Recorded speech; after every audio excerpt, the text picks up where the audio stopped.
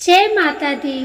प्रेम से बोलिए संतोषी माता की जय। आज शुक्रवार के दिन आप सुनिए संतोषी माता की व्रत कथा एवं आरती। एक बुढ़िया थी और उसके 7 पुत्र थे। 6 कमाने वाले थे, एक निकम्मा था। बुढ़िया माँ 6 पुत्रों की रसोई बनाती, भोजन कराती और पीछे से जो कुछ बचता सो 7वें को दे देती थी। परंतु वह बड़ा भोला भाला था, मन में कुछ विचार न करता था। एक दिन अपनी बहू से बोला, देखो मेरी माता का मुझ पर कितना प्यार है। वह बोली, क्यों नहीं, सबका जूठा बचा हुआ तुमको खिलाती है। वह बोला, भला ऐसा भी कहीं हो सकता है? मैं जब तक आंखों से देख न लूं मान नहीं सकता। बहू ने हंसकर कहा, तुम देख लोगे तब तो मानोगे। कुछ दिन बाद बड़ा त्योहार आया।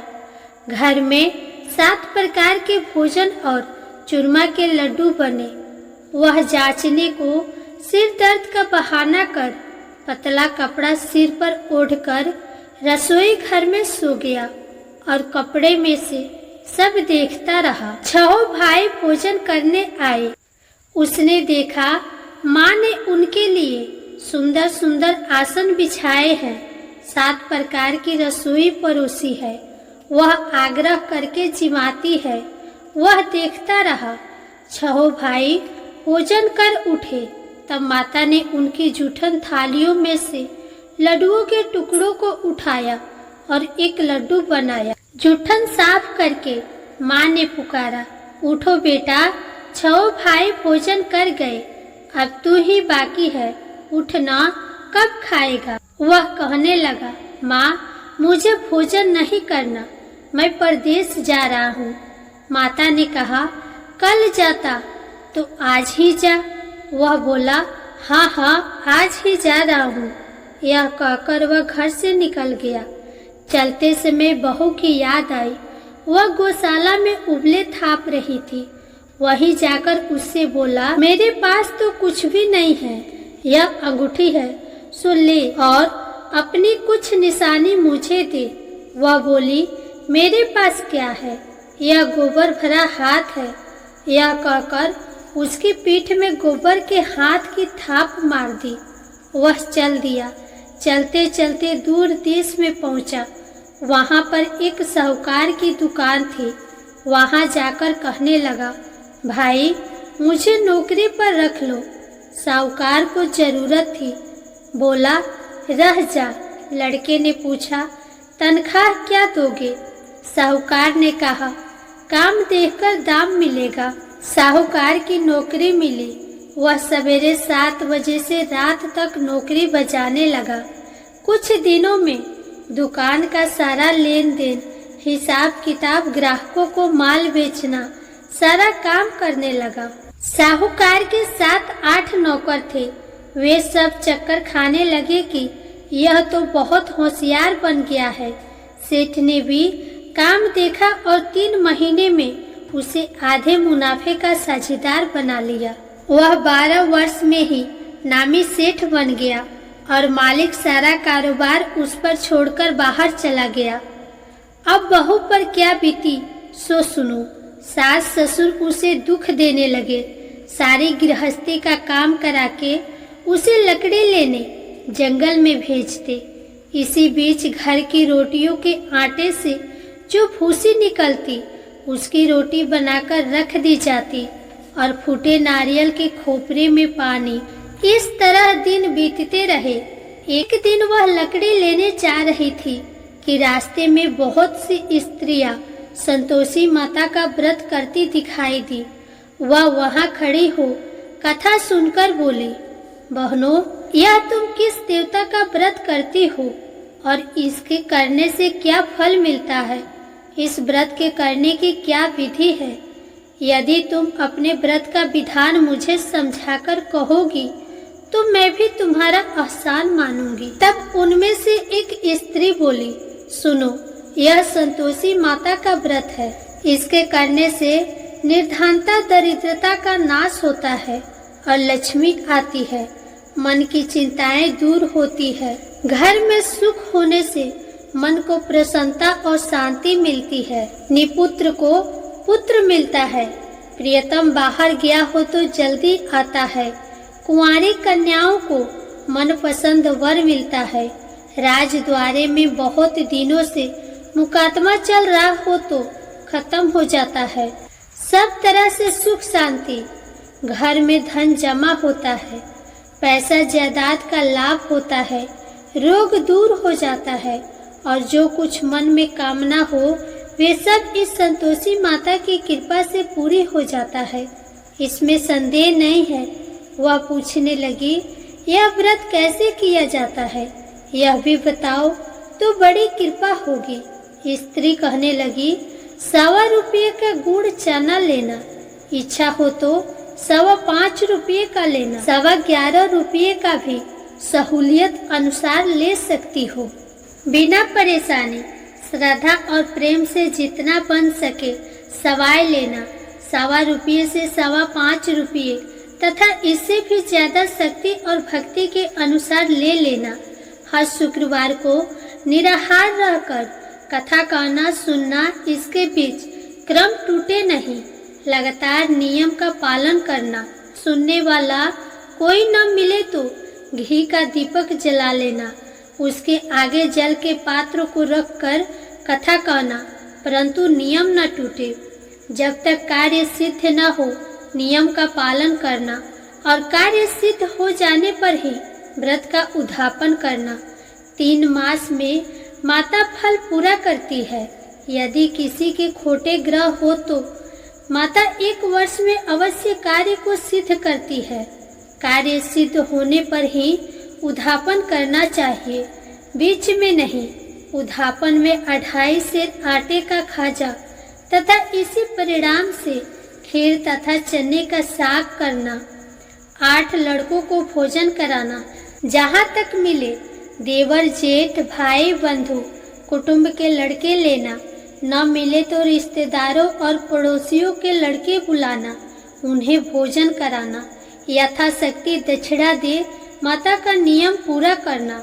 उस दिन घर में कोई खटाई न खा पावे, इस बात का ध्यान रखना। यह सुनकर बुढ़िया के लड़के की बहू चल दी। रास्ते में लकड़ी के बोझ को बेच दिया और उन पैसों से गुड़ चना ले माता के व्रत की तैयारी कर आगे चले और सामने मंदिर देख पूछने लगे, यह मंदिर किसका है? सब कहने लगे, संतोषी माता का मंदिर है। यह सुन माता के मंदिर में जा माता के चरणों में लौटने लगी। दिन होकर विनती करने लगी, माँ मैं निपट मूर्ख हूँ, व्रत के नियम कुछ नहीं जानती, मैं बहुत दुखी हूँ। हे माता जगजननी, मेरा दुख दूर कर, मैं तेरी शरण में हूँ। माता को दया आई। एक शुक्रवार बीता कि दूसरे शुक्रवार को ही उसके पति का पत्र आया और तीसरे को उसका भेजा हुआ पैसा भी आ पहुंचा। यह देख जेठानी मुंह सिकुड़ने लगी, इतने दिनों में पैसा आया, इसमें क्या बड़ाई है? लड़के ताने देने लगे।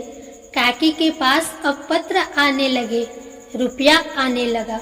अब तो काकी की खातिर बढ़ेगी, अब तो काकी बुलाने से भी नहीं बोलेगी। बेचारी सरलता से कहती, भैया पत्र आवे रुपया आवे तो हम सबके लिए अच्छा है। ऐसा कहकर आंखों में आंसू भरकर संतोषी माता के मंदिर में आ मातेश्वरी के चरणों में गिरकर रोने लगी। माँ, मैंने तुमसे पैसा नहीं मांगा, मुझे पैसे से क्या काम है? मुझे तो अपने सुहाग से काम है। मैं तो अपने स्वामी के दर्शन और सेवा मांगती हूँ। तब माता ने प्रसन्न होकर कहा, जा बेटी, तेरा स्वामी आएगा। यह सुन खुशी से बावली हो घर में जाकर काम करने लगी। अब संतोषी माँ विचार करने लगी, इस भोली पुत्री से मैंने कह तो दिया तेरा पति आवेगा, पर आवेगा कहाँ से? वह तो स्वप्न में भी इसे याद नहीं करता, उसे याद दिलाने मुझे जाना पड़ेगा। इस तरह माता बुढ़िया के बेटे के पास जा स्वप्न में प्रकट होकर कहने लगी, साहूकार के बेटे सोता है या जागता है? वह बोला, माता सोता भी नहीं हूँ, जागता भी नहीं हूँ, बीच में ही हूँ, कहो क्या आज्ञा है? माँ कहने लगी, तेरा घर बार कुछ है या नहीं? वह बोला, मेरा सब कुछ है माता, माँ बाप भाई बहन बहू, क्या कमी है? माँ बोली, भोले पुत्र, तेरी स्त्री घोर कष्ट उठा रही है, माँ बाप उसे दुख दे रहे हैं, वह तेरे लिए तरस रही है, तू उसकी सुधि ले। वह बोला, हाँ माता, यह तो मुझे मालूम है, परंतु मैं जाऊं तो जाऊं कैसे? प्रदेश की बात है, लेन देन का कोई हिसाब नहीं हुआ, कोई जाने का रास्ता नजर नहीं आता, कैसे चला जाऊं? माँ कहने लगी, मेरी बात मान, सवेरे नहा धोकर संतोषी माता का नाम ले, घी का दीपक जला, दंडवत कर दुकान पर जा बैठना, देखते देखते तेरा लेन देन सब चुक जाएगा, जमा माल बिक जाएगा, सांझ होते होते धन का ढेर लग जाएगा। वह सवेरे बहुत जल्दी उठा, स्नान कर संतोषी माता को दंडवत कर घी का दीपक जलाकर दुकान पर जा बैठा। थोड़ी देर में वह क्या देखता है कि देने वाले रुपये लाए, लेने वाले हिसाब लेने लगे। कोठे में भरे सामानों के खरीदार नगद दाम में सौदा करने लगे। शाम तक धन का ढेर लग गया। माता का चमत्कार देख प्रसन्न हो मन में माता का नाम लेकर घर ले जाने वास्ते गहना कपड़ा खरीदने लगा और वहाँ के काम से निपट वह घर को रवाना हुआ। इधर बहू बेचारी जंगल में लकड़ी लेने जाती है। लौटते वक्त माँ के मंदिर पर विश्राम करती है। वह तो उसका रोजाना रुकने का स्थान था। दूर से धूल उड़ती देख वह माता से पूछती है, हे माता, यह धूल कैसी उड़ रही है? माँ कहती है, हे पुत्री, तेरा पति आ रहा है। अब तू ऐसा कर, लकड़ियों के 3 बोझ बना ले, एक नदी किनारे रख, दूसरे मेरे मंदिर पर और तीसरा अपने सिर पर रख। तेरे पति को लकड़ी का गट्ठा देखकर मोह पैदा होगा। वह वहाँ रुकेगा, नाश्ता पानी बना खाकर माँ से मिलने जाएगा। तब तू लकड़ियों का बोझ उठाकर घर जाना और बीच चौक में गड्ढा डालकर 3 आवाजें जोर से लगाना, लो सासू जी, लकड़ियों का गड्ढा लो, भूसी की रोटी दो और नारियल के खोपरे में पानी दो। आज कौन मेहमान आया है? माँ की बात सुन बहू बोली, बहुत अच्छी माता, कहकर प्रसन्न हो लकड़ियों के 3 गट्ठे ले आई। एक नदी तट पर, एक माता के मंदिर पर रखा। इतने में ही एक मुसाफिर आ पहुंचा। सूखी लकड़ी देख उसकी इच्छा हुई कि अब यहीं विश्राम करे और भोजन बना खाकर गांव जाए। इस प्रकार भोजन बना विश्राम कर वह गांव को गया, सबसे प्रेम से मिला। उसी समय बहू सिर पर लकड़ी का गट्ठा लिए आती है। लकड़ी का भारी बोझ आंगन में डाल देती है और जोर से 3 आवाज देती है, लो सासू जी, लकड़ी का गट्ठा लो, भूसी की रोटी दो, नारियल के खोपरे में पानी दो। आज कौन मेहमान आया है? यह सुनकर सास बाहर आकर अपने दिए हुए कष्टों को भुलाते हुए कहती है, बहू ऐसा क्यों कहती है? तेरा मालिक ही तो आया है। आ बैठ, मीठा भात खा, भोजन कर, कपड़े गहने पहन।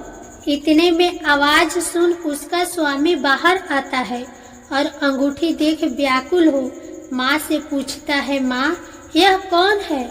माँ कहती है, बेटा यह तेरी बहू है। आज 12 वर्ष हो गए तू जब से गया है, तब से सारे गांव में जानवर की तरह भटकती फिरती है। काम काज घर का कुछ करती नहीं, 4 समय आकर खा जाती है। अब तुझे देखकर भूसी की रोटी और नारियल के खोपरे में पानी मांगती है। वह लज्जित हो बोला, ठीक है माँ, मैंने इसे भी देखा और तुम्हें भी देखा है। अब मुझे दूसरे घर के ताले की चाबी दो। तब माँ बोली, ठीक है बेटा, तेरी जैसी मर्जी, कहकर चाबी का गुच्छा पटक दिया। उसने तीसरी मंजिल के कमरे को खोलकर अपना सारा सामान जमाया। एक दिन में ही वहां राजा के महल जैसा ठाठ बाट बन गया। अब क्या था, वे दोनों सुखपूर्वक रहने लगे। इतने में अगला शुक्रवार आया। बहू ने अपने पति से कहा कि मुझे माता का उद्यापन करना है। पति बोला, बहुत अच्छा, खुशी से करो। वह तुरंत ही उद्यापन की तैयारी करने लगी। जेठ के लड़के को भोजन के लिए कहने गई। उसने मंजूर किया, परंतु पीछे जेठानी अपने बच्चे को सिखलाती है, देखो रे, भोजन के समय सब लोग खटाई मांगना, जिससे उसका उद्यापन पूरा ना हो। लड़के जिमने आए, खीर पेट भरकर खाई, परंतु याद आते ही कहने लगे, हमें कुछ खटाई दो, खीर खाना हमें भाता नहीं, देखकर अरुचि होती है। बहू कहने लगी, खटाई किसी को नहीं दी जाएगी, यह तो संतोषी माता का प्रसाद है। लड़के तुरंत उठ खड़े हुए, बोले, पैसा लाओ। भोली बहू कुछ जानती नहीं थी, सो उन्हें पैसे दे दिए। लड़के उसी समय जाकर इमली खरीदकर खाने लगे। यह देखकर बहू पर संतोषी माता ने कोप किया। राजा के दूत उसके पति को पकड़कर ले गए। जेठ जेठानी मनमाने खोटे वचन कहने लगे। लूट लूट कर धन इकट्ठा कर लाया था, सो राजा के दूत पकड़कर ले गए। अब सब मालूम पड़ जाएगा जब जेल की हवा खाएगा। बहू यह वचन सहन नहीं कर सकी। रोती रोती माता के मंदिर में गई। हे माता, तुमने यह क्या किया? हंसाकर अब क्या? रुलाने लगी। माता बोली, पुत्री, तूने उद्यापन करके मेरे व्रत को भंग किया है। इतनी जल्दी सब बातें भुलाती? वह कहने लगी, माता, भूली तो नहीं हूँ, न कुछ अपराध किया है। मुझे तो लड़कों ने भूल में डाल दिया। मैंने भूल से उन्हें पैसे दे दिए। मुझे क्षमा कर दो माँ। माँ बोली, ऐसी भी कहीं भूल होती है? वह बोली, माँ, मुझे माफ कर दो, मैं फिर तुम्हारा उद्यापन करूँगी। माँ बोली, अब भूल मत करना। वह बोली, अब ना होगी। माँ, अब बतलाओ वह कैसे आवेंगे? माँ बोली, जा पुत्री, तेरा पति तुझे रास्ते में ही आता मिलेगा। वह घर को चले। राह में पति आता मिला। उसने पूछा, तुम कहाँ गए थे? तब वह कहने लगा, इतना धन कमाया है, उसका टैक्स राजा ने मांगा था, वह भरने गया था। वह प्रसन्न हो बोली, भला हुआ, अब घर चलो। कुछ दिन बाद फिर शुक्रवार आया। वह बोली, मुझे माता का उद्यापन करना है। पति ने कहा, करो। वह फिर जेठ के लड़के को भोजन को कहने गई। जेठानी ने तो एक दो बातें सुनाई और लड़कों को सिखा दिया कि तुम पहले ही खटाई मांगना।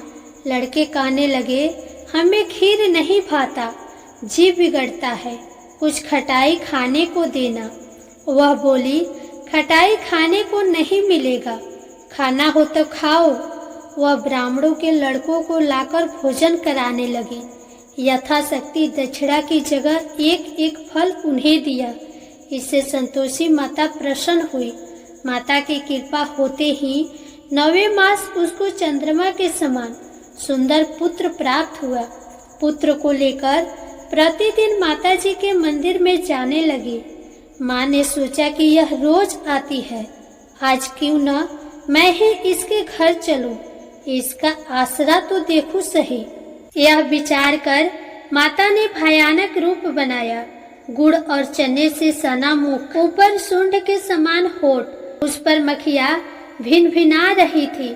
दहलीज में पांव रखते ही उसकी सास चिल्लाई, देखो रे, कोई चुड़ैल आ रही है, लड़कों इसे भगाओ, नहीं तो किसी को खा जाएगी। लड़के डरने लगे और चिल्लाकर खिड़की बंद करने लगे। छोटी बहू रोशनदान में से देख रही थी। प्रसन्नता से पगली होकर चिल्लाने लगी, आज मेरी माताजी मेरे घर आई है। यह कहकर बच्चे को दूध पिलाने से हटाती है। इतने में सास का क्रोध फूट पड़ा। बोली, इसे देखकर कैसे उतावली हुई है जो बच्चे को पटक दिया। इतने में माँ के प्रताप से जहाँ देखो वही लड़के ही लड़के नजर आने लगे। वह बोली, माँ जी, मैं जिनका व्रत करती हूँ यह वही संतोषी माता है। इतना कह झट से सारे घर के किवाड़ खोल देती है। सबने माता के चरण पकड़ लिए और विनती कर कहने लगे, हे माता, हम मूर्ख हैं, हम अज्ञानी है, पापी हैं। तुम्हारे व्रत की विधि हम नहीं जानते। तुम्हारा व्रत भंग कर हमने बहुत बड़ा अपराध किया है। हे माता, आप हमारा अपराध क्षमा करो। इस प्रकार माता प्रसन्न हुई। माता ने बहू को जैसा फल दिया वैसा सबको दे। जो पढ़े उसका मनोरथ पूर्ण हो। प्रेम से बोलो संतोषी माता की जय।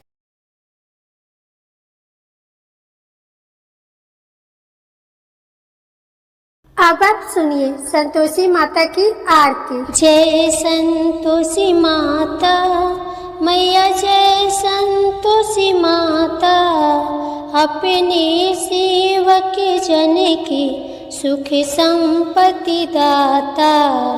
जय संतोषी माता मैया, जय संतोषी माता, सुंदर चीर सुनहरी माँ धारण कीन्हो, हीरा पन्ना दम के तन श्रृंगार लीनो।